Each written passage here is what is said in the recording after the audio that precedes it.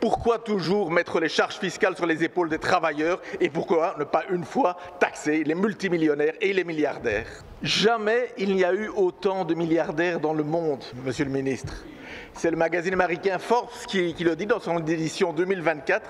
2781 milliardaires qui possèdent ensemble 14 000 milliards de dollars.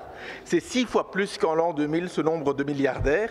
Et il y a un pays qui est épinglé dans la masse sur la planète, c'est la Belgique. La Belgique parce qu'à chaque édition de Forbes, il y a de plus en plus de milliardaires belges qui se retrouvent dans ce classement.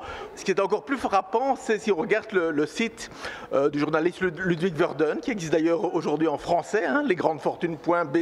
Je vous conseille d'aller le regarder. En 2000, il y avait une famille belge milliardaire. Aujourd'hui, regardez le site, il y en a 41. Ce qui nous conduit évidemment à une question fiscale, Monsieur le ministre des Finances.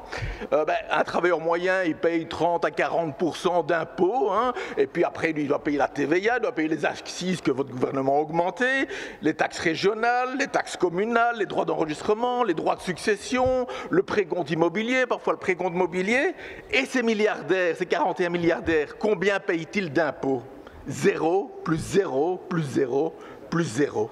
Parce qu'ils ont des techniques pour échapper à l'impôt. Et 11 fois, sous la Vivaldi, j'ai soumis un amendement pour taxer ces plus riches. 11 fois, votre parti, mais aussi les socialistes, les écologistes et jusqu'au Vlaams Belang ont voté contre cet amendement. Pourquoi toujours mettre les charges fiscales sur les épaules des travailleurs et pourquoi ne pas une fois taxer les multimillionnaires et les milliardaires?